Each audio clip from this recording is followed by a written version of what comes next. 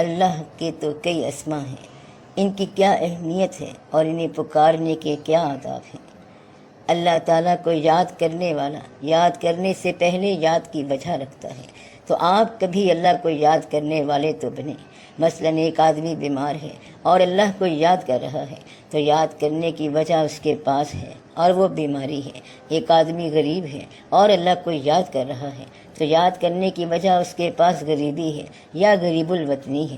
ایک آدمی جو ہے وہ کسی دقت میں ہے تو وہ اللہ کو یاد کرتا ہے۔ ویسے دقت لوگ خود بنا لیتے ہیں اور یہ ہوتی تو نہیں ہے۔ مثلاً یہ کہ بچوں کی شادی کرنی ہے تو بڑی دقت ہے، حالانکہ یہ دقت کی بات نہیں ہے۔ سبھی لوگ کہتے ہیں کہ دقت ہے اور دعا کی جائے کہ بچوں کی شادیاں ہو جائیں۔ شادیاں تو سب کی ہو ہی جاتی ہیں، کیا ان کی شادی نہیں ہو گئی جو اب دعا کرا رہے ہیں؟ تو دعا کی وجہ موجود ہے، اس لیے یاد کرنا بعد میں ہے اور یاد کرنے کی ضرورت پہلے ہے۔ یاد کرنے والا تب یاد کرنے والا بنے گا جب اس کے پاس یاد کرنے کی وجہ موجود ہو۔ لہٰذا یاد کرنے والا یاد کرنے کا اسم اپنے پاس مضبوط رکھے گا۔ یہ دیکھنا چاہیے کہ یاد کرنے والا ضرورت کی وجہ سے یاد کر رہا ہے یا محبت کی وجہ سے یاد کر رہا ہے۔ اور محبت کرنے والا اللہ تعالیٰ کو محبت میں کچھ کہہ لے جائز ہے۔ مثلاً آپ خانہ کعبہ سامنے رکھتے ہیں اور اللہ کا تصور کر کے پڑھتے ہیں، کیا کبھی خانہ کعبہ بھی اللہ بنا؟ یہ تو محبت کی بات ہے کہ وہ ایسا تصور کرتا ہے۔ تو گویا محبت میں جو بھی آپ پکاریں وہ جائز ہے۔ اللہ کو آپ عشق کہہ لیں، محبت کہہ لیں، حسن کہہ لیں، قوت کہہ لیں یا طاقت کہہ لیں، محبت کے اندر یہ جائز ہے۔ تو محبت والوں کا وظیفہ کچھ اور ہے۔ باقی لوگوں کے لیے اللہ تعالیٰ کو پکارنے کی وجہ ہی اس کو نام دے گی کہ کون سا نام پکارنا چاہیے۔ جس کے ہاں اولاد نہیں ہو رہی ہے وہ خالق کو پکارے گا، جس کا وارث نہیں مل رہا وہ وراثت والے خیر الوارثین کو پکارے گا۔ کسی کو خدا نخواستہ کوئی ایسی تکلیف ہو رہی ہے کہ وہ توبہ کے بعد پھر گھبرا جاتا ہے تو وہ یا الباعث کو پکارے گا۔ جملہ خرابیوں میں سے اچھی زندگی چاہیے وہ یا ودود کو پکارے گا۔ تو اللہ تعالیٰ کے وہ اسما جو آلریڈی موجود ہیں، ان اسما کے ساتھ ان کی صفات ہیں اور ان کے ساتھ ایک واردات بھی ہے۔ کوئی ایک اسم پکارا جا سکتا ہے اور جس اسم کو پکارنے کے لیے آپ کو کہا جائے، کوئی آپ سے اس اسم کا کہے تو وہ اسم آپ کے لیے اسم اعظم ہے۔ اللہ تعالیٰ کے تمام اسما جو ہیں یہ سارے کے سارے اسم اعظم ہی ہیں الگ الگ، لیکن جو کارگر ہو جائے وہ اسم اعظم ہے۔ تو اعظم کا ہر اسم جو ہے وہ اسم اعظم ہوتا ہے اور اکبر کی ہر صفت ہی اکبر ہوتی ہے۔ جب ہم کہتے ہیں اللہ اکبر تو اصل میں آپ تلوار چلا رہے ہوتے ہیں یا چھری چلا رہے ہوتے ہیں۔ مطلب یہ ہے کہ آپ جو کام اللہ کے لیے کر رہے ہیں اس پر اللہ اکبر پڑھنا ہے، ورنہ چھری کے ساتھ اللہ اکبر کا کوئی تعلق نہیں۔ جو اسم آپ پکاریں وہ اجازت کے ساتھ پکارنا چاہیے، یہ بات یاد رکھنی ہے۔ کہیں اللہ تعالیٰ کے اسما کو کتاب سے پڑھ کے شروع نہ کر دینا کہ یا عزیز شروع کر دو، یا حکیم شروع کر دو، یا لطیف شروع کر دو اور یا خبیر شروع کر دو۔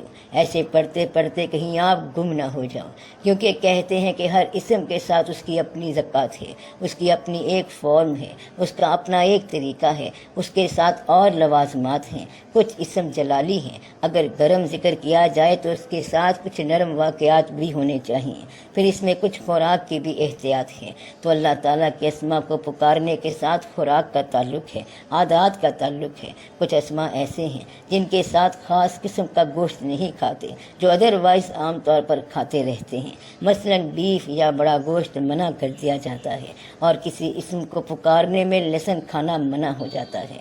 حالانکہ یہ سب اللہ تعالیٰ کی پیدا کی ہوئی چیزیں ہیں مگر منع ہیں۔ مگر کچھ ایسے اسما ہیں جن کو پکارنے کے لیے صرف لحم ہوتا ہے اور صرف طیور کا گوشت کھاتے ہیں۔ کچھ اسما ایسے ہیں جنہیں پانی میں ہاتھ رکھ کے یا پاؤں رکھ کے پکارا جاتا ہے، ورنہ اللہ کی جلالت معابی کے ساتھ آپ جل جائیں گی۔ ایسے اسما پڑھنے میں قرب دریا ہوتا ہے۔ پرانے بزرگ دریاؤں کے ساتھ ذکر کرتے تھے، صبح صبح دریا کے پاس ذکر کرتے تھے، اور کچھ بزرگ دریا کے اندر بھی جاتے تھے۔ کچھ ایسے اسما ہوتے ہیں جن کو آدھی رات میں پکارتے ہیں، مثلاً ہو کا ذکر جو ہے یہ نصف شب نیم شب کے بعد ہوتا ہے۔ اللہ تعالیٰ کے کچھ اسما ایسے ہیں جو صرف ویرانوں میں پکارے جاتے ہیں، آبادی کے اندر کی پکار جو ہے یہ اور طرح سے ہے، اس لیے ضرورت کے وقت پکارنا اور طرح سے ہے۔ یاسین جو ہے یہ اور طرح سے پکاری جاتی ہے۔ انسان جب قرآن کریم کی صورتیں پڑھنے لگے، یاسین پڑھنی شروع کر دے تو آپ سمجھیں کہ خیریت ہے، بلکہ بہت زیادہ خیریت ہے۔ تو ہر آیت کا الگ مفہوم ہے، ہر اسم کا ایک الگ مفہوم ہے، اس کا الگ گریڈ ہے، الگ فارم ہے، الگ بندشیں ہیں اور الگ خوراک ہے۔ کچھ ایسے اسما ہیں جن کے ساتھ مسلسل خیرات کرنی پڑتی ہے۔ پہلے دن ایک رائج الوقت سکہ خیرات کرتے ہیں، پھر بڑھاتے جاتے ہیں حتیٰ کہ اس اسم کے عدد کے برابر آ جائے۔ تو آپ کو اب معلوم ہو گیا ہوگا کہ کسی بندے کو اللہ تعالیٰ کا نام پکارنے کے لیے کیا کیا پابندیاں کرنی پڑتی ہیں۔ ایک سوال یہ ہے کہ اللہ کو جب پکارتے ہیں تو کیا سارے لوگ اللہ ہی کہیں یا کچھ لوگ جو ہیں یا وہاب کہیں یا اور اسم پکاریں؟ آپ اللہ کریم کا جو نام پکارتے ہیں یہ صرف ضرورت کے وقت پکارتے ہیں، تو صرف ضرورت ہی کے مطابق یہ اسم ہونا چاہیے۔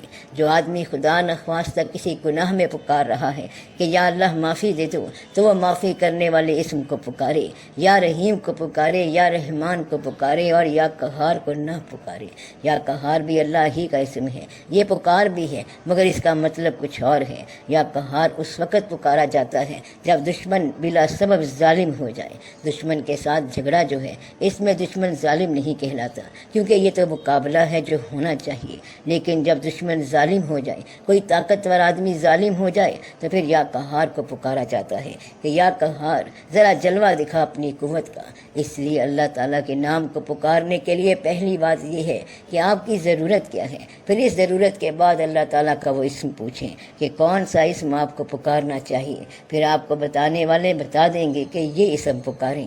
میں یہ بتا رہا ہوں کہ ہر اسم کے ساتھ پھر یہ ایک قربانی یا سیکریفائس دینی ہوتی ہے اور اس کے اعداد نکالنے ہوتے ہیں۔ اعداد کیا ہوتے ہیں؟ ابجد کا ایک علم ہے، اس اسم کے اعداد نکالنے پڑتے ہیں۔ آپ کو اگر یہ وظیفہ ملا کہ یا نور پکارو تو یا نور کے اعداد جمع کر لیں، جتنے بھی اس کے اعداد بنتے ہیں اس کے مطابق خیرات شروع کر دیں، جتنی بھی آپ کر سکیں۔ اس خیرات کو ایک سے شروع کر کے بڑھاتے جائیں حتیٰ کہ وہ عدد آ جائے جو اس اسم کا عدد ہے۔ کوئی اسم ایسا نہیں جس کو آپ مستقل طور پر پکارتے جائیں، جو آپ کے حالات بدلتے جاتے ہیں اسی طرح اسماء الہی بھی آپ کے لیے بدلتے جاتے ہیں۔ مقصد یہ ہے کہ یہ ساتھ ساتھ آپ کو بتایا جاتا ہے کہ یہ کرو اور وہ کرو، حتیٰ کہ عام طور پر 99 کے 99 اسما کا ورد آپ کو کرا دیا جاتا ہے۔ اس میں ضروری بات یہ ہے کہ وہ اسم پکاریں جیسی ضرورت ہو یا جیسے بتایا جائے، اور اس اسم کو اس کے آداب کے مطابق پکاریں۔ ایک اور جگہ پر ایک اور بات بتائی گئی ہے کہ اگر 99 آدمی اکٹھے بیٹھے ہوں اور ہر آدمی ایک ایک اسم کا عامل ہو، قاری ہو، یعنی اس نے وظیفہ کیا ہو، اور وہ سارے ایک جگہ پر بیٹھیں تو دشمن کے خلاف مکمل قوت بن سکتی ہے اور اپنے ملک کے لیے، اپنے وطن کے لیے مکمل مظہر الہ صورت بن سکتی ہے۔ اللہ ایک ایسا نام ہے جو ذاتی ہے، باقی سب صفاتی نام ہے۔ لفظ اللہ کیا ہے؟ یہ ذات ہے اور باقی اسما صفات ہیں۔ اللہ کی صفات کے 99 عامل مل کر اگر ذات کو پکاریں، اسم اللہ کو پکاریں، تو ذات جو ہے وہ ضرور رسپونڈ کرتی ہے، ضرور جواب دیتی ہے۔ وہ جو پہلے لوگ تھے وہ اور طرح کے تھے، اور وہ اس لیے تھے کہ ان کے پاس اسما کا عمل تھا اور وہ صرف پکارا کرتے تھے، اور آپ لوگ آدھا گھنٹہ اللہ تعالیٰ کا ذکر کرتے ہیں اور 2 گھنٹے خواہشات کو دیتے ہیں، اللہ کا گلہ کرتے ہیں اور گناہ کرتے ہیں، تو یہ تو مصیبت در مصیبت ہو گئی۔ اس لیے کہتے ہیں کہ اللہ نے میری بات نہیں سنی۔ اللہ اگر آپ کی بات سنتا تو آپ کے کہنے پر 2-4 بندے ویسے ہی مار دیتا، کیونکہ وہ لوگ آپ کے دشمن ہیں اور آپ کے مطابق فی النار ہو جائیں، پھر سکر ہو جائیں، تباہ ہو جائیں اور برباد ہو جائیں۔ اسم کو پکارنے والے کہتے ہیں کہ سب کی خیر ہو جائے، ان کی بھی خیر ہو جائے جو ہمیں اچھا نہیں سمجھتے۔ کم ہی لوگ یہ کہتے ہیں۔ تو اللہ تعالیٰ کی مرضی کے مطابق خوشی سے کام کرنے دینا بہت کم لوگوں کا کام ہے، ورنہ عام طور پر لوگ اللہ کو اپنی مرضی کے مطابق چلانا چاہتے ہیں۔ ہر آدمی یہ چاہے گا کہ میرے پاس مال دنیا زیادہ ہو۔ اگر یہ بتا دیا جائے کہ اللہ غریبوں پر زیادہ راضی ہوتا ہے تو پھر بھی کم لوگ یہ کہیں گے کہ یا اللہ تو راضی ہونے کے لیے مجھے بھی غریب کر دے، بلکہ وہ کہیں گے یا اللہ تو راضی رہے اور پیسے بھی دیتا جا۔ اللہ کو اللہ کی مرضی کے مطابق چلتے رہنے دینا بہت کم لوگوں کا کام ہے، کیونکہ عام لوگ جو ہیں وہ جلد گھبرا جاتے ہیں۔ تو اللہ تعالیٰ کے اسما کیسے پکارتے ہیں؟ اللہ تعالیٰ کے اسما کو اللہ تعالیٰ کے بندوں کی مرضی سے شروع کیا جائے، شروع کرنے کے بعد اس کے آداب کے مطابق چلایا جائے، اور پھر بھی اس کے بعد اس کو اللہ پر چھوڑ دیا جائے، اور یہ کہا جائے کہ یہ تیری عنایت ہے کہ جو تو چاہے کرے، ڈبو دے یا اسے تو پار کر دے، یہ اللہ کی اپنی مرضی ہے۔ پھر کشتی کو خدا کے حوالے کر کے چھوڑ دیا جائے تو گھبرانے والی کوئی بات نہیں ہے۔ پھر سوال یہ ہے کہ اللہ کے کس اسم کو پکارا جائے۔ اب یہاں کچھ لوگ کہتے ہیں کہ آپ اپنے نام کے اعداد اکٹھے کریں، فرض کریں آپ کے نام کے اعداد جو ہیں وہ 421 ہوں، تو آپ اس میں ان اعداد کو جمع کر لیں تو یہ 7 ہو جائیں گے۔ اسی طرح اللہ تعالیٰ کے جو اسما ہیں ان میں ہر اسم کا ایک عدد نکل آئے گا، تو اللہ کے اسم کا وہ عدد جو آپ کے نام کی عدد کے ساتھ ایگری کرتا ہے، ٹیلی کرتا ہے، اس اسم کا آپ ورد کرنا شروع کر دیں تو وہ اسم آپ کے لیے اسم اعظم ہوگا۔ کچھ لوگ کہتے ہیں کہ یہ ضروری نہیں ہے، اور یہ وظیفہ دینے والے اور تعویذ لکھنے والوں کی طرف سے ایسی بات بتائی گئی ہے، مگر اللہ کا ذکر چلتا رہے گا، اس کا کوئی نہ کوئی کھیل چلتا رہے گا جس میں اللہ تعالیٰ کا ذکر ہوگا۔ اللہ کے جس اسم کو آپ شوق سے پکاریں گے وہ اسم اعظم بن جائے گا۔ اللہ تعالیٰ کا ہر اسم جو ہے اسم اعظم ہے، اور اللہ تعالیٰ کی ہر صفت جو ہے وہ اسم اعظم ہے۔ اگر اللہ کا اسم قوی ہے تو وہ قوی ہے، اس کی ہر صفت حق ہے۔ اللہ کے اسم کو کسی کی اجازت سے پکارنا چاہیے تاکہ آپ کو ان کے آداب کا پتہ ہو، اور کہیں ایسا نہ ہو کہ پکارتے پکارتے آپ کا ذہن آؤٹ ہو جائے۔ اس میں بڑی احتیاط چاہیے۔ عام طور پر اللہ تعالیٰ کا اسم پکارنے سے پہلے درود شریف سفیشینٹلی پڑھ لیا جائے، بہت کثرت سے پڑھا جائے، اور پھر اللہ کا اسم پکارا جائے۔ پکارنے کے بعد پھر کثرت سے درود شریف پڑھ لیا جائے۔ اللہ تعالیٰ کو صرف پکارا جائے اور اسے مجبور نہ کیا جائے، وہ مجبور نہیں ہو سکتا کیونکہ وہ مالک ہے۔ فارمولے کے مطابق آپ اسے یہ نہیں کہہ سکتے کہ ہم نے آپ کو 200 دفعہ پکارا ہے، لہٰذا آپ ہماری یہ بات ضرور پوری کریں، کیونکہ آپ نے کتاب میں لکھا ہے۔ یہ اللہ کی مرضی ہے کہ وہ آپ کی بات پوری کرے یا نہ کرے، اس کا یہ اختیار رہنے دو۔ اگر اس کا ارادہ ہوگا تو پوری کر دے گا، اور ارادہ ہوگا تو بن مانگے دے دے گا۔ اگر وہ نہ دینا چاہے تو مانگنے والوں کو نہ دے، چاہے تو غریبوں کے گھر میں سہولت پیدا کر دے، دولت مندوں کے گھر میں غریبی پیدا کر دے، نہ ماننے والوں کے گھر میں پیغمبر پیدا کر دے، اور پیغمبر کے گھر میں نافرمان پیدا کر دے۔ وہ مالک ہے، اس لیے اس کو اس کے مقام پر رہنے دیا جائے۔ تو سب سے ضروری اسم کیا ہے؟ لوگ ایسے بھی پکارتے ہیں کہ اے حضرت محمد صلی اللہ علیہ وآلہ وسلم کے اللہ، اے خدائے مصطفیٰ صلی اللہ علیہ وسلم۔ یا اللہ جو ہے یہ سارے کا سارا جامعہ اسم ہے۔ یا اللہ پکارنے سے سب کام ہوتا ہے، مگر اسے ضرورت کے علاوہ پکارا جائے اور شوق سے پکارا جائے، پھر جو اسم پکارا جائے گا وہ صحیح ہے۔ اگر آپ ضرورت میں اسم پکاریں گے تو پھر آپ وہی ضرورت کے لوگ ہی ہوں گے جو کہ جب بھی داتا رحمت اللہ کے دروازے جاتے ہیں کوئی نہ کوئی سوال لے کے جاتے ہیں۔ ایسے لوگوں کی اگر وہ ضرورت پوری ہو جائے تو فارغ ہو جاتے ہیں، ورنہ باغی ہو جاتے ہیں۔ تو ضرورت میں پکارنے والا دونوں حالتوں میں خدا کو چھوڑ جائے گا، یعنی اگر اس کی ضرورت پوری ہو گئی تب بھی وہ خدا کو چھوڑ جائے گا، اور اگر ضرورت پوری نہ ہوئی تب بھی خدا کو چھوڑ جائے گا۔ ضرورت والا شخص کہتا ہے کہ میں نے 10 سال اس کو پکارا، بڑی نمازیں پڑھیں، بڑی عبادتیں کی، تسبیح کرتے رہے، تہجد پڑھتے رہے، مگر وہ واقعہ ہو گیا ہے جو واقعہ نہیں ہونا چاہیے تھا، اور اس سے دل ہمارا ٹوٹ گیا ہے، خدا نے میری بات نہیں سنی۔ تو ایسا شخص بات پوری نہ ہونے پر خدا کو چھوڑ جائے گا، اور اگر اس کی بات پوری ہو گئی تو بھی وہ خدا کو چھوڑ جائے گا۔ مثلاً اس کی بات پوری ہو گئی تو وہ کہے گا کہ اللہ کی مہربانی ہے، اب کارخانہ چلنے لگ گیا ہے، لیکن اب اس کی یاد کا وقت میرے پاس نہیں ہے، لہٰذا ضرورت میں اللہ کو پکارنے والا ضرورت پوری ہو جائے تو اللہ کو چھوڑ جاتا ہے، اور ضرورت پوری نہ ہو تو بد دل ہو کے چھوڑ جاتا ہے۔ تو آپ ضرورت کے بغیر ہی اللہ کو پکارا کریں، پکارنا آپ کا کام ہے، اور آپ پکارتے جائیں۔ اللہ کو کس طرح اور کس نام سے پکارنا چاہیے، یہ الگ الگ لوگوں کے لیے الگ فارمولہ ہے۔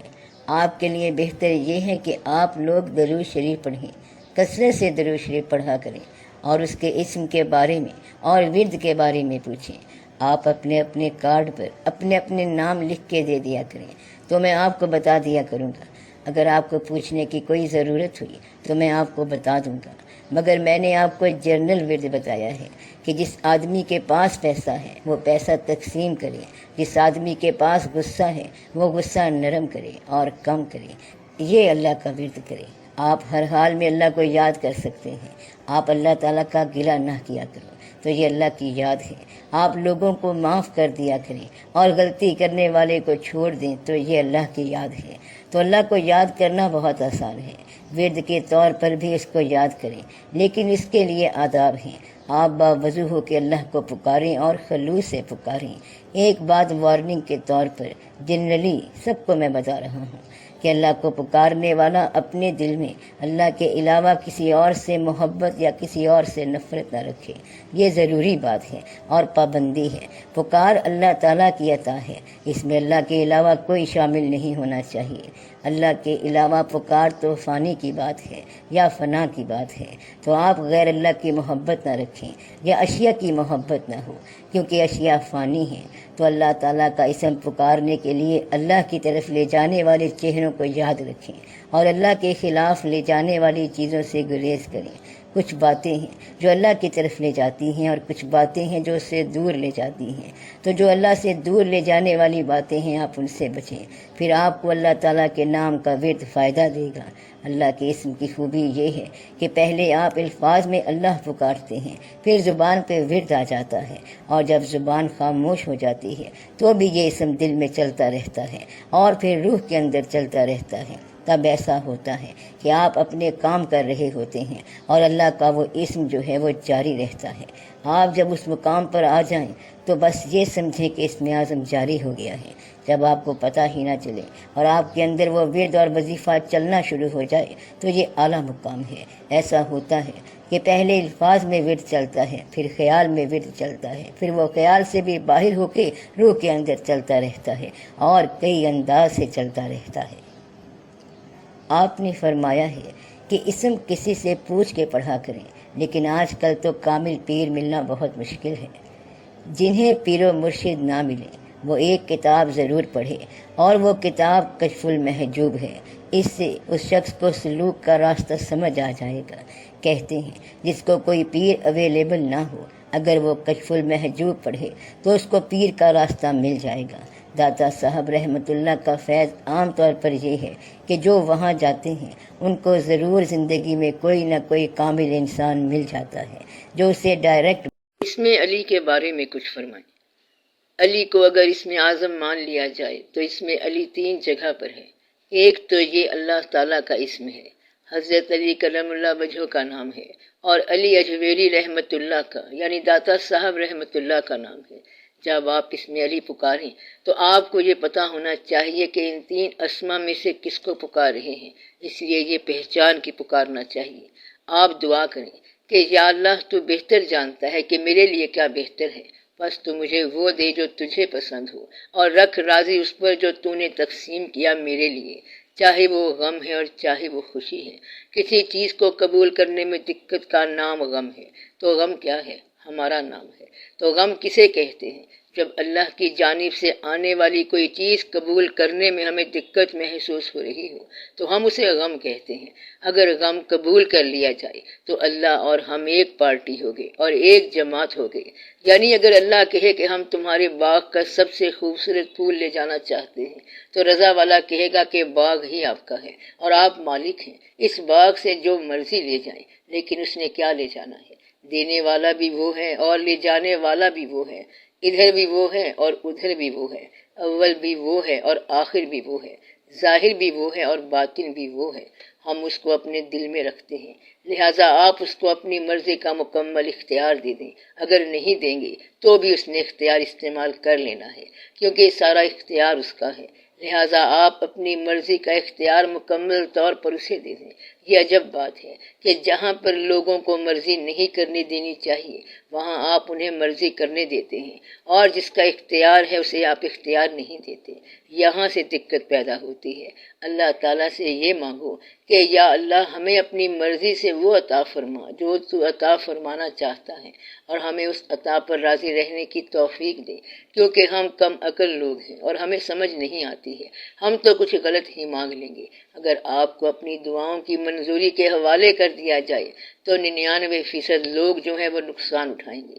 عام طور پر آپ پہلی دعا کیا مانگیں گے؟ ہم اور ہمارے چاہنے والے زندہ رہیں، اور اگر یہ سب زندہ رہے تو باقی زمانہ اور آنے والے بچے کدھر جائیں گے؟ پیغمبر تک چلے گئے، اور آپ یہ روایت ختم کرنا چاہتے ہیں۔ پھر یہ دعا مانگیں گے کہ ہمیں مال اور حال کی آسودگی مل جائے۔ آپ یہ اتار چڑھاؤ کرتے رہتے ہیں، مگر آپ کو یہ پتہ نہیں ہے کہ جو چیز مانگ رہے ہیں اس کے برعکس چیز آپ کے لیے بہتر ہے۔ تو آپ جب تک آشنائے راز فطرت نہ ہو، مانگنا خطرے سے خالی نہیں۔ اس لیے کہیں ایسا نہ ہو کہ دعا پوری ہو جائے اور آپ عذاب میں گرفتار ہو جائیں۔ مثال کے طور پر یہ حدیث شریف ہے، اللہ تعالیٰ کے محبوب صلی اللہ علیہ وآلہ وسلم نے فرمایا کہ یہ دعا نہ مانگا کرو کہ یا اللہ ہمیں بادشاہی عطا فرما، کیونکہ اگر دعا کی منظوری میں آپ کو بادشاہی مل گئی تو بادشاہ ہونے کی ذمہ داری آپ کے سر پر ہوگی، اور اس ملک میں کوئی ظلم ہوا تو آپ سے باز پرس ہوگی۔ اگر اللہ خود عطا فرمائے، زبردستی بادشاہت دے دے تو اس کا ذمہ دار وہ خود ہے۔ تو کہنے کا مطلب یہ ہے کہ آپ اس حد تک بھی اختیار نہ مانگا کرو۔ تو اللہ سے کیا مانگنا چاہیے؟ وہ چیز جو سیف ہے، محفوظ ہے۔ اللہ تعالیٰ سے صرف ایک چیز مانگو، ایسی چیز جو دینے والا خوش ہو اور لینے والا بھی خوش ہو، اور وہ یہ ہے کہ یا اللہ تو ہمیں اپنے محبوب صلی اللہ علیہ وآلہ وسلم کی محبت عطا فرما۔ یہ ہے چیز عطا فرمانے والی۔ اور اگر اللہ تعالیٰ کے محبوب صلی اللہ علیہ وسلم سے کبھی سوال کرنا پڑے تو یہ مانگنا کہ اے اللہ تعالیٰ کے محبوب صلی اللہ علیہ وآلہ وسلم، ہمیں اللہ تعالیٰ کی محبت عطا فرمائی۔ اللہ سے محبوب مانگو اور محبوب سے اللہ مانگو، بس پھر کھیل مکمل ہو گیا۔ یہ ہے مانگنے والی چیز، ورنہ تو دنیا کا کام چلتا رہتا ہے۔ کہیں ایسا نہ ہو کہ آپ اس میں الجھ جائیں۔ اللہ تعالیٰ سے مانگنے کی بات بالکل ٹھیک ہے، اس سے ضرور مانگنا چاہیے، مگر یہ خیال رہے کہ اللہ تعالیٰ خود سنتا ہے۔ بعض اوقات اپنے مقبول بندوں کی دعائیں بھی نامنظور کر دیتا ہے۔ مثلا مشائخ کرام کے پاس لوگ جاتے ہیں کہ بیٹا پیدا ہونے کی دعا کریں، وہ دعا کرتے ہیں اور 50% لڑکے پیدا ہوتے ہیں، کیونکہ باقی لڑکیاں پیدا ہوتی ہیں۔ تو یہ واقعات ہوتے رہتے ہیں، اور ہونا اور نہ ہونا ہوتا ہی رہتا ہے۔ اللہ تعالیٰ تو ہر چیز کا رب ہے، اندھیرے کا بھی رب ہے اور روشنی کا بھی رب ہے، یعنی وہ رات کا بھی رب ہے اور دن کا بھی رب ہے۔ کبھی آپ کو رات کا لطف دکھاتا ہے، کبھی دن کا لطف دکھاتا ہے۔ جب وہ رات بھیجے تو یہ بھی راز ہوتا ہے۔ زندگی کی رات تکلیف، غم اور مصیبت ہے۔ جب وہ دن کے مزے دکھائے اور رونق میلہ دکھائے تو یہ بھی اس کی مہربانی ہے، آپ اس کا لطف لیں۔ اس لیے جو وہ عطا فرمائے آپ خوشی سے قبول کریں۔ اگر اللہ تعالیٰ کہے کہ آج ہماری مہمانی ہے تو آپ اللہ کے مہمان ہو جائیں، پھر وہ جو کھلاتا ہے کھاتے جائیں اور جو پلاتا ہے پیتے جائیں، جو دکھاتا ہے آپ دیکھتے جائیں۔ ویسے تو آپ اتنے ظالم لوگ ہیں کہ ماں باپ کے مرنے کے بعد زندگی برداشت کر رہے ہیں، اور اولاد کو تکلیف ہوتی ہے تو برداشت نہیں ہوتی۔ ظلم تو پیدا ہو گیا۔ آپ کی خوشی میں جہاں کہیں تھوڑا سا فرق ہو جائے، مثلا اولاد کی جدائی ہو جائے تو یہ آپ سے برداشت نہیں ہوتی، اور ماں باپ آپ کے اپنے ہاتھوں سے رخصت ہو گئے اور آپ سے برداشت ہو گیا۔ اس زندگی میں سارا نظام بدل رہا ہے، اپنا اندر بدل رہا ہے۔ وہ جس کے بغیر گزر نہیں ہوتی تھی اب گزر ہوتی ہے، نہیں گزرتا ہے اب گزر رہا ہے۔ کبھی آپ کہتے تھے کہ اگر دعا منظور نہ ہوئی تو ہم نہیں رہیں گے، مگر پھر بھی آپ موجود ہیں۔ اس لیے جو وہ کر رہا ہے اسے قبول کرو۔ سب سے اچھی دعا کیا ہے کہ ہمارے لیے اللہ جو فیصلہ کر رہا ہے ہمیں اس پر راضی رکھے۔ تو یہ دعا بھی مانگا کرو کہ یا اللہ بچوں کے مسائل ہمیں ذرا تکلیف دیتے ہیں، انہیں حل فرما۔ بچے ماں باپ کو پریشان نہ کیا کریں۔ اگر لڑکیاں ہیں تو ان کی شادی ہو جائے، اور لڑکے ہوں تو ان کی بھی ہو جائے، اور ان کا کاروبار بھی اچھا ہو جائے۔ مطلب یہ ہے کہ لڑکے ہوں تو ان کا کاروبار چمک جائے، دامادوں کا کاروبار بھی چمکے۔ اور یہ آپ لوگوں کا مزاج بن گیا ہے کہ بیٹا تو اچھا ہے لیکن بہو اچھی نہیں ہے، بیٹی اچھی ہوتی ہے اور داماد اچھا نہیں لگتا۔ یا اللہ تعالی ہمیں راضی رکھ اور ہمارے اپنوں کو بھی راضی رکھ، اور سب پر بھی مہربان ہو جا۔ اللہ بعض اوقات زندگی دے کر مہربان ہوتا ہے اور بعض اوقات زندگی لے کے مہربان ہوتا ہے۔ یہ اللہ کے اپنے کام ہیں، اور آپ کے لیے کیا بات مناسب مناسب ہے کہ یا رب العالمین ہمیں راضی رکھ، ہمیں توقعات کے اندر راضی رکھ، اور ہماری توقعات کو شٹر نہیں ہونا چاہیے، ہماری توقعات کو لمٹ میں رکھ اور پھر انہیں پورا فرما، تاکہ یہ نہ ہو کہ یک لخت ہمیں حادثات سے دو چار ہونا پڑے۔ یا رب العالمین ہمیں ناگہانیوں سے بچا، یا اللہ اچانک نازل ہونے والی مصیبت سے بچا، چپکے سے آنے والی مصیبت سے بچا۔ یا رب العالمین ہمیں اپنی محبت کے ذریعے بچا اور ہمیں اپنی محبت عطا فرما، تاکہ دنیا کی حقیقت ہم پر آشکار ہو، تاکہ ہمیں دنیا میں یہ سمجھ آ جائے کہ ہمارے ذمہ کام کیا ہیں، ہم سے وہ کام ضرور لے جو تیری رضا کے کام ہیں، تاکہ ہم گناہ نہ کریں۔ یہ دعا ہونی چاہیے، یہ آسان سی دعا ہے۔ دعا اس کی منظور ہوتی ہے جس کا وعدہ ہمیشہ پورا ہو، جو واضح طور پر گناہ سے گریز کرتا ہو یا کم از کم گناہوں سے گواہ بنانے سے گریز کرتا ہو۔ جو کام اللہ کے ہیں اس کی حدود ہیں، آپ انہیں وائلیٹ نہ کیا کرو، حد سے تجاوز نہ کرو، توبہ کیا کرو کیونکہ یہ اچھی بات ہے، اللہ پر راضی رہا کرو کیونکہ یہ اچھی بات ہے، اپنے آپ کو، اپنے کام کو اللہ کے سپرد کر دیا کرو کیونکہ یہ اچھی بات ہوتی ہے۔ اللہ کے حبیب صلی اللہ علیہ وآلہ وسلم سے محبت کیا کرو کیونکہ یہ اچھی بات ہوتی ہے۔ درود شریف پڑھا کرو کیونکہ یہ بہت بڑا وظیفہ ہوتا ہے۔ درود شریف ساری کائنات کا وظیفہ ہے۔ اللہ اور اللہ کے فرشتے جو پڑھتے ہیں آپ بھی وہی پڑھنا شروع کر دیں، پھر آپ خاموشی سے اللہ کے ساتھ اس جماعت میں شامل ہو جائیں گے جس کے بارے میں اللہ کہتا ہے کہ میں اور میرے فرشتے ایک کام کر رہے ہیں، یعنی درود پڑھتے ہیں۔ آپ بھی وہ کام شروع کر دیں، آپ وہ کاروبار شروع کر دیں جو فرشتوں کا کاروبار ہے۔ اللہ تعالیٰ کا عمل بھی وہی ہے کہ میں اور میرے فرشتے درود ہی بھیجتے جا رہے ہیں، تو آپ بھی پڑھیں، اللہم صلی علی محمد وعلی آل محمد۔ درود شریف سے مسائل تو حل نہ کرنے شروع کر دینا۔ کچھ لوگ ہوتے ہیں جو درود شریف شروع کرتے ہیں، درود کی محفل میں آتے ہیں اور پھر اپنے کام بتانا شروع کر دیتے ہیں۔ جب درود شریف شروع ہو گیا تو پھر کام کیا ہے؟ میں آپ کو کبھی مشورہ نہیں دوں گا کہ آپ اللہ کے سامنے جا کے تجویز پیش کریں، اللہ کو کوئی ڈکٹیشنز دیں کہ اللہ میاں یہ کرو اور یہ نہ کرو۔ اللہ جو کرتا ہے اسے کرنے دو اور آپ راضی رہنا شروع کرو۔ آپ انسان ہونے کے ناطے سے اس کی بات مانیں اور وہ اللہ ہے، آپ کی بات مانیں یا نہ مانیں وہ اللہ ہی ہے۔ مجھے غصہ بہت آتا ہے، ایسی صورت میں کیا کروں؟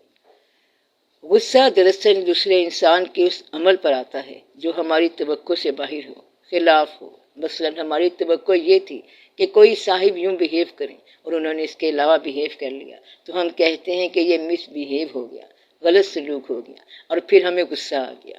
اب یہ سوچنا چاہیے کہ ہماری توقع جو تھی کیا وہ غلط تو نہیں تھی؟ ہم اس دوسرے شخص کی اصلاح چاہتے ہیں اور اپنی اصلاح کیے بغیر چاہتے ہیں، تو غصہ کرنے والا اپنی اس نالائکی کا اعتراف کرے۔ اگر ہمیں دوسرے شخص سے کچھ توقعات ہیں اور اس کی جو بات ناپسند ہے، ہم اس جیسا عمل کبھی نہ کریں۔ اب دیکھنا یہ چاہیے کہ کیا وہ عمل اس کی فطرت میں شامل تو نہیں تھا، کیا میری توقعات غلط تو نہیں تھیں، کیا میں نے کبھی اس کو ایکسپلائٹ تو نہیں کیا، کبھی میں نے اس کو ایکسپیڈیٹ تو نہیں کیا، کبھی اس کو اگنیٹ تو نہیں کیا۔ تو کسی کے ساتھ ایسا عمل کیا جائے جو ناروا ہو تو اسے غصہ تو آئے گا۔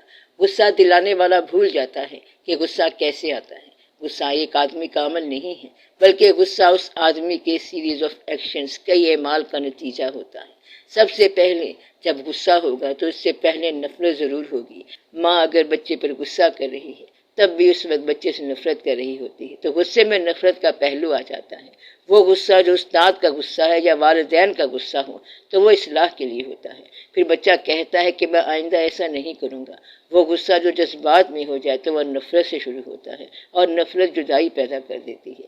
اس لیے حکم یہ ہے کہ جب غصہ آئے تو پہلے اپنے اعمال سے توبہ کرو۔ اللہ تعالیٰ نے حکم فرمایا ہے کہ جس کو غیظ آ جائے اور وہ غیظ کو روکے، تو غصے کو روکنے کا حکم ہے۔ روکنے کا طریقہ اللہ نے کیا بتایا کہ لوگوں کے لیے عافیت بن جاؤ اور معاف کر دو، یعنی جس پر غصہ آیا آپ اسے معاف کر دیں۔ غصہ جو ہے یہ ایک سزا ہے، یہ غلطی تو اس دوسرے کی ہوتی ہے مگر سزا آپ کو ملتی ہے۔ غصہ ایک پنشمنٹ ہے، بڑی عجیب و غریب سزا ہے۔ تو نالائق آدمی سے اگر نالائکی ہو گئی تو اسے معاف کر دینا، کیونکہ یہ شکر کا مقام ہے کہ آپ کو اتنا بڑا دانا بنایا کہ آپ سے یہ نالائکی نہیں ہوئی۔ لہٰذا جب دوسرے کے غلط عمل کو آپ غصے کی نگاہ سے دیکھیں تو آپ ضرور سوچیں کہ اللہ نے اس کو ایسے بنایا اور مجھے ویسے بنا دیا۔ آپ شکر ادا کریں کہ یہ کام آپ سے نہیں ہوا، اس لیے اس پر غصہ کرنے کی بجائے اپنی پوزیشن کا شکریہ ادا کرنا چاہیے کہ یہ غلطی اس سے ہوئی ہے اور آپ سے نہیں ہوئی۔ اب آپ اس میں اگلا راز دیکھیں۔ مثلاً ایک آدمی آپ کے پاس خیرات کے لیے آیا، مانگنے کے لیے آیا، تو آپ نے اس کو کچھ خیرات کر دیا، تو وہ آدمی دو کام کر گیا۔ ایک تو یہ کہ آپ سے ہیومن ریلیشن کوئی تعلق بنایا گیا جو آپ کے ساتھ پھر کبھی ریپیٹ کرے گا۔ دوسرا یہ کہ وہ آپ کو سخی بنا گیا۔ غصہ دلانے والا اگر آپ کو معافی کرنے کا اختیار دے گیا تو یہ بھی کر گیا کہ آپ کے درجات میں اضافہ کر گیا۔ جس نے غصہ آپ کو دیا ہے یا تو وہ آپ کی پنشمنٹ ہے، سزا ہے، یا پھر آپ کا انعام ہے، تو وہ شخص آپ کے لیے سزا ہے، آپ کے لیے مسلسل عذاب ہے، یا پھر آپ کے لیے ایک انعام ہے، ایسا انعام جو آپ کے درجات میں اضافہ کرتا جاتا ہے، بلکہ ہر روز اضافہ کرتا جاتا ہے، کیونکہ غصہ دلانے والا ہر روز گستاخی کرے گا اور آپ ہر روز معاف کرتے جائیں گے۔ ایک دفعہ حضور پاک صلی اللہ علیہ وآلہ وسلم سے صحابہ کرام نے پوچھا کہ یا حبیب اللہ، ہم اپنے غلاموں کی گستاخیاں ایک دن میں کتنی دفعہ معاف کریں؟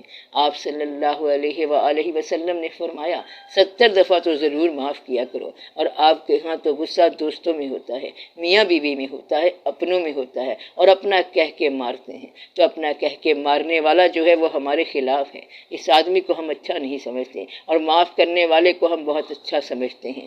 غلطی کرنے والے کو ہم نادان کہتے ہیں، اور جس نے غصہ کیا وہ بے وقوف ہے۔ غصہ کرنے والے کو منع کیا گیا ہے۔ اس لیے آپ میرے ساتھ وعدہ کرو کہ جب کبھی بھی غصہ آئے گا، جس پر بھی غصہ آئے گا، اس کو آپ معاف کر دیں گے، چاہے وہ بیوی کا خامند ہو یا خامند کی بیوی ہو، چاہے جو بھی ہو، اس کو معاف کر دیں۔ دعا یہ کرتے ہیں کہ جس نے ہمیں غصہ دلایا، یا اللہ اس کو بھی معاف کر دے، ہمیں بھی معاف کر دے، اور غصہ کرنے کی توفیق عطا نہ فرما۔ یا اللہ ہمیں معاف کرنے کی توفیق عطا فرما۔ یا اللہ ہمیں دوسروں کا پوائنٹ آف ویو سمجھنے کی توفیق عطا فرما۔ ہمیں دوسروں کے دلوں میں راستے کی گنجائش عطا فرما، تاکہ یہ نہ ہو کہ ہم افلاطون ہی بنتے رہیں اور ہمارے دل بند ہو جائیں۔ اے رب العالمین، ہمیں وہ دانائی نہ سکھا جس سے دل بند ہو جاتا ہے۔ یا اللہ تعالیٰ ہمیں محبت سکھا اور ایسی دانائی سے بچا جو ہمارے لیے نقصان دہ ثابت ہوتی ہے۔ تو آپ اپنے ہیومن ریلیشنز میں غصے سے گریز کریں، آپ ان تعلقات کی ڈائر کریں، آپ انہیں ایکسپوز نہ کریں، آپ ان کو انالائز نہ کریں، یعنی انسانی رشتوں کا تجزیہ نہ کریں، رشتے قبول کریں۔ آپ کے ساتھ جس کا رشتہ ہے اس کو آپ نفی اثبات نہ بناؤ، یعنی کہ اس کو نیگیٹیوٹی اور پازیٹیوٹی نہ بناؤ کہ یہ آپ نے اچھا کام کیا اور یہ آپ نے برا کام کیا ہے، بلکہ یہ کہیں کہ آپ نے جو کیا ہے ٹھیک کیا ہے۔ تو آپ دوسروں پہ اعتماد کرنا سیکھیں، اعتماد بحال رکھیں۔ تو غصہ جو ہے یہ اعتماد کی کمی کا نام ہے، اور غصہ جو ہے یہ انڈرسٹینڈنگ کی کمی کا نام ہے، مفاہمت کی کمی کا نام ہے۔ جب کسی کو غصہ آتا ہے تو وہ نہ تو اپنے آپ کو سمجھ سکتا ہے اور نہ دوسرے کو سمجھ سکتا ہے۔ غصہ کمزور انسان کو جلا دیتا ہے اور طاقتور انسان کو مزید تحمل دیتا ہے۔ انگریزی میں کہتے ہیں لٹل ہاٹ از سون ہاٹ، یعنی کہ چھوٹا برتن جلد گرم ہو جاتا ہے، کم ظرف کو غصہ جلدی آتا ہے۔ یہ میں نہیں کہنا چاہتا تھا، لیکن یہ کتابوں میں لکھا ہوا ہے۔ تو جو جلد گرم ہو جاتا ہے وہ کم ظرف ہوتا ہے، اور عالی ظرف انسان جو ہے سمندر کی طرح کبھی کبھی جوش میں آتا ہے، اور جب جوش میں آتا ہے تو کنارے اڑا دیتا ہے اور زمین اڑا دیتا ہے۔ عالی ظرف کے غصے سے ملکوں کی ڈائریکشن ہی بدل جاتی ہے۔ چھوٹے ظرف والے کا غصہ کوئی غصہ نہیں ہے۔ خاص طور پر جو لوگ آپ کی عافیت میں ہیں اور آپ کی پناہ میں ہیں ان پر غصہ نہ کرو، جو لوگ آپ کی تحویل میں ہیں ان پر غصہ نہ کرو، اور اولاد پر غصہ نہ کرو۔ لہٰذا آپ میرے ساتھ وعدہ کرو اور توبہ کرو کہ اولاد پر غصہ نہیں کریں گے، کیونکہ غصہ بد دعا ہے۔ ماں باپ کا اولاد پر غصہ ایک بد دعا ہے۔ میاں بیوی کے درمیان غصہ کیا ہے؟ نفرت ہے، اور دوستوں کے درمیان غصہ کیا ہے؟ یہ اپنے آپ کی بربادی ہے۔ غصہ ہمیشہ ہی کنزیوم کرے گا، نقصان دے گا۔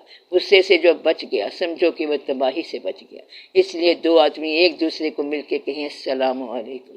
آج سے ہم وعدہ کرتے ہیں کہ ہم ایک دوسرے کے خلاف غصہ نہیں کریں گے۔ میں تیرے چہرے پر سیاہ لکیریں نہیں لگاؤں گا اور تم میرے چہرے پر سیاہ لکیریں مت لگاؤ۔ تو اس لیے پچھلے گناہ معاف اور آئندہ گناہ نہ کرنے کا فیصلہ۔ آج کی شام آپ لوگ یہ فیصلہ کر لیں، جس کے ساتھ تعلق رکھنا ہے اس کے ساتھ غصہ کیوں کرنا، اور جس کا تعلق چھوڑ دینا ہے تو پھر اس کے ساتھ کیا غصہ رکھنا۔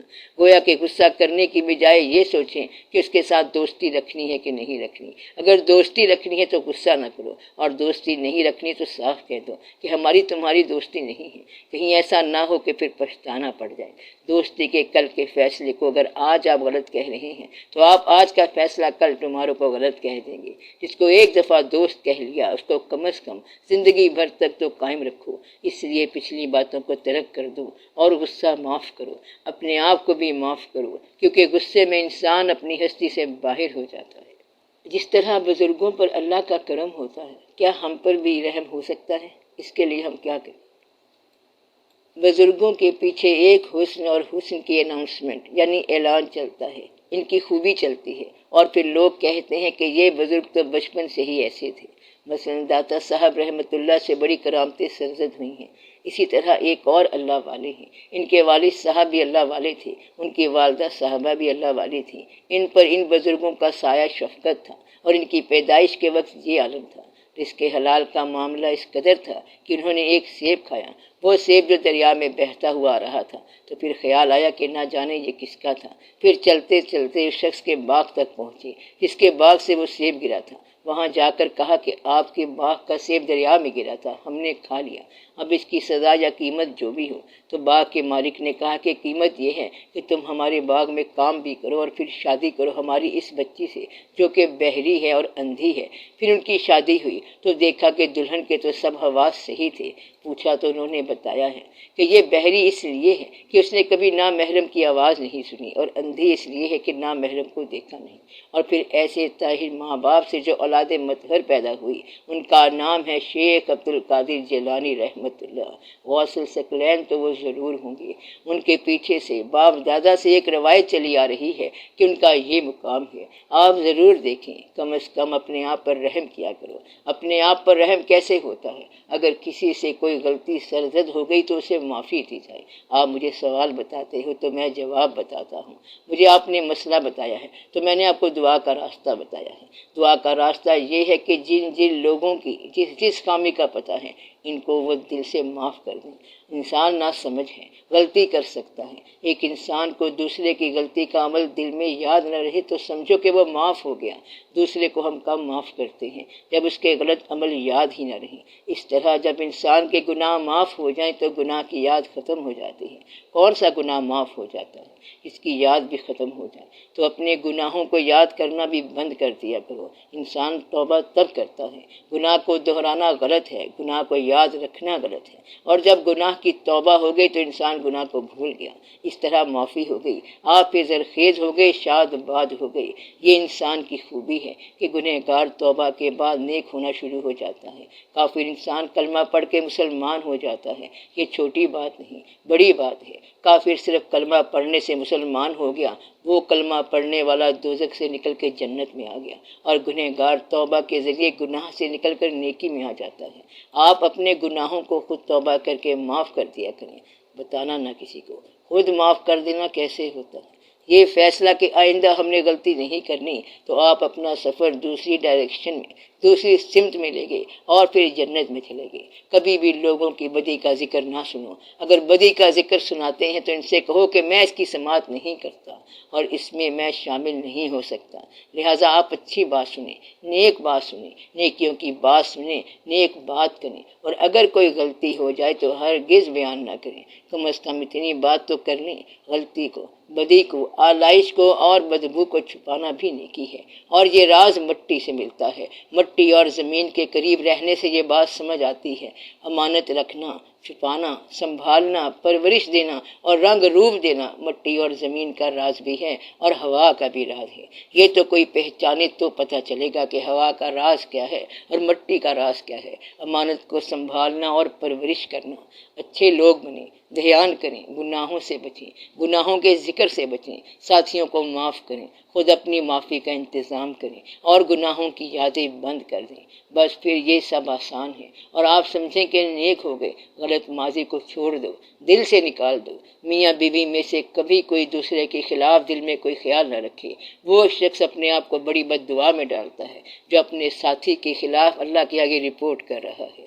کبھی اپنے پیٹی معاملات، ذاتی معاملات کو اللہ کے روبرو شکایت کے طور پر پیش نہ کرنا۔ یہ آپ کا ہمارے ساتھ وعدہ ہونا چاہیے۔ کیا وعدہ ہے؟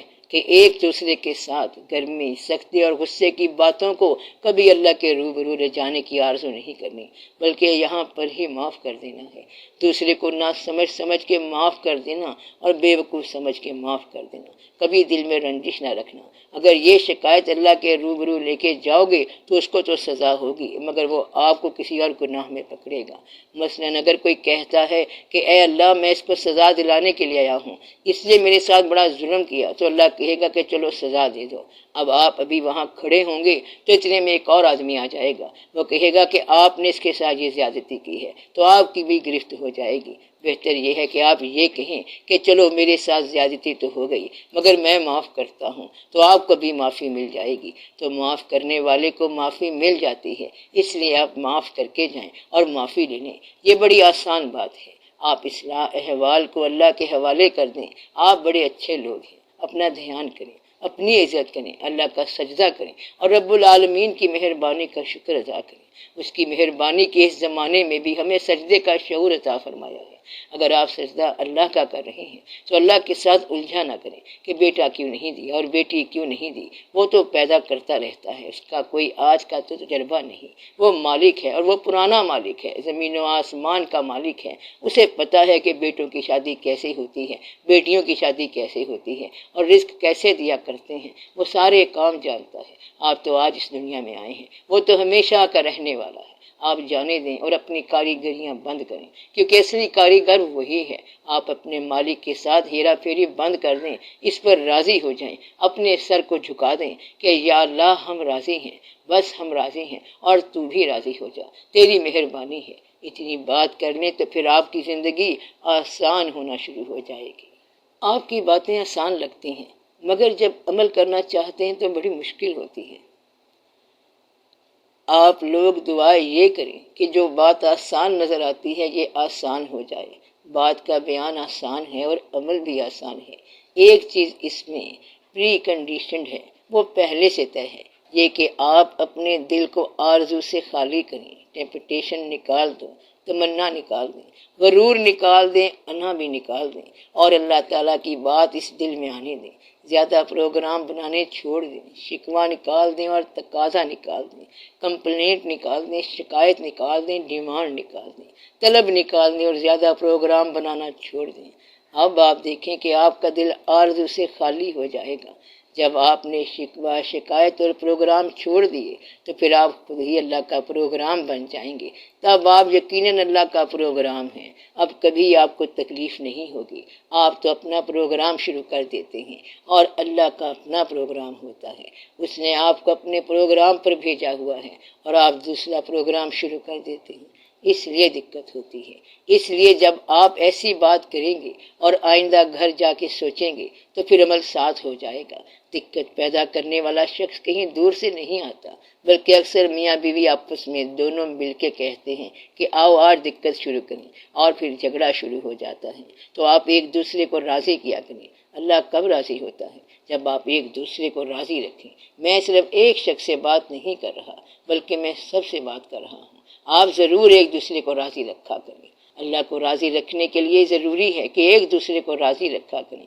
آپ جس کو راضی رکھ سکتے ہیں تو ضرور رکھیں، اور اگر نہیں رکھ سکتے تو کوشش تو کر لو۔ اس میں کامیاب ہو جاؤ تو بہت بہتر ہے۔ یا دعا کریں کہ یا اللہ راضی رہنے والے خود ہی راضی رہیں، کیونکہ ہم سے تو راضی نہیں ہوتے۔ یہ بیچارے کمزور لوگ آپ کو کیا راضی کریں گے، آپ خود راضی رہا کریں۔ تو آج سے راضی رہنے کا عمل مردوں کے ذمے ہے اور راضی رکھنے کی کوشش عورتوں کے ذمے ہے۔ اگر وہ آپ کو راضی کر جائیں تو بہت بہتر ہے، اور اگر نہ کر سکیں تو آپ معاف کر دیا کریں۔ میں آپ کو عاقبت کی بات بتا رہا ہوں۔ کوئی بھی عورت اپنے شوہر کے خلاف سخت اور بے ادب لفظ نہ کہے بلکہ خاموش ہو جائے، یہ عاقبت کی بات ہے۔ اور کوئی مرد اپنی بیوی کے ماں باپ کے خلاف بات نہ کرے، کوئی بیوی اپنے میاں کے ماں باپ کے خلاف بات نہ کرے۔ بس یہ دو باتیں ضرور طے کر لو۔ دونوں کے والدین کے ادب کی بہت ضروری ہے۔ آپ لوگ ایک دوسرے کو اکوموڈیٹ کرو اور محبت کے ساتھ سفر پورا کرو، بس یہی آشیانہ ہے۔ 4 دن کا میلہ ہے، پھر اس کے بعد یہ میلہ ختم ہو جانا ہے۔ زندگی میں اور بہت مسائل ہیں، پتہ نہیں آپ کہاں کہاں ہلاک ہوں گے، اس لیے یہ زندگی ہے۔ جھگڑا کچھ دیر تو قائم رہے لیکن زندگی قائم رہے۔ زندگی کو جھگڑے کی شکل کبھی نہ بنانا۔ بعض اوقات کوئی شخص سوال کرتا ہے اور میں محسوس کرتا ہوں کہ بے کیف ہو گیا ہوں، سمجھ نہیں آتی کہ ایسا کیوں ہوتا ہے۔ وہ شخص ان ٹیون ہوتا ہے، مائل ہوتا ہے ایک آواز کے ساتھ، اور دوسری آواز کوئی اور ایفیکٹ کر جاتی ہے، کوئی اور اثر کر جاتی ہے، اس لیے آپ کی ہارمونی اور توازن جو ہے وہ ڈسٹرب ہو جاتا ہے۔ اگر آدمی ایک راگ میں محو ہو تو دوسرا راگ چاہے جتنا دلکش ہو اس کو سمجھ نہیں آتی۔ آدمی اگر ایک چیز کو دیکھ کر محو ہو، دیکھ رہا ہو، اور درمیان میں سے کوئی آدمی گزر جائے تو وہ منظر ٹوٹ جاتا ہے۔ ایسا ہوتا رہتا ہے، لیکن یہ ضروری بات ہے کہ دوسروں کو بھی اتنا ہی حق ہے جتنا آپ کو ہے، برابر کا حق ہے۔ اس شخص کی آواز کو بھی اچھا سمجھو، بلکہ ساری آوازیں اچھی آوازیں ہیں، سارے چہرے اچھے ہیں اور سب باتیں ٹھیک ہیں۔ اللہ آپ کو ایک اچھا مستقبل عطا فرمائے۔ بس اب دعا کرو، کیا دعا کی جائے؟ اللہ تعالیٰ آپ کی زندگی میں اچھے دن لائے، بہت اچھے دن لائے، آپ کے قرب میں قریبی لوگوں کو آپ کی عزت کا حوصلہ پیدا ہو، اللہ تعالیٰ ایک دوسرے میں احترام پیدا کریں، آپ کے حالات بہتر ہو جائیں، اللہ تعالیٰ آپ کو نیکی کی توفیق عطا فرمائے اور توفیق عمل میں آئے۔ یہ جو باتیں ہم سن رہے ہیں، باتیں تو آسان لگتی ہیں اور سمجھ بھی آ رہی ہیں، یہ باتیں ہمارے عمل میں بھی آئیں۔ اللہ تعالیٰ سب لوگوں کو آج کے دن سے اپنے فضل میں رکھے، اپنی پناہ میں رکھے، اور آپ لوگوں کے اندر حوصلہ پیدا کریں تاکہ آپ ایک دوسرے کو اکاموڈیٹ کریں، ایک دوسرے سے محبت کریں اور ایک دوسرے کو معاف کریں، اور سلامتی کے ساتھ آج کی شب بخیر۔ صلی اللہ تعالی علی خیر خلقہ و نور عرشہ سیدنا حبیبنا و شفیعنا محمد و آلہ و اصحابہ اجمعین برحمتک یا ارحم الراحمین۔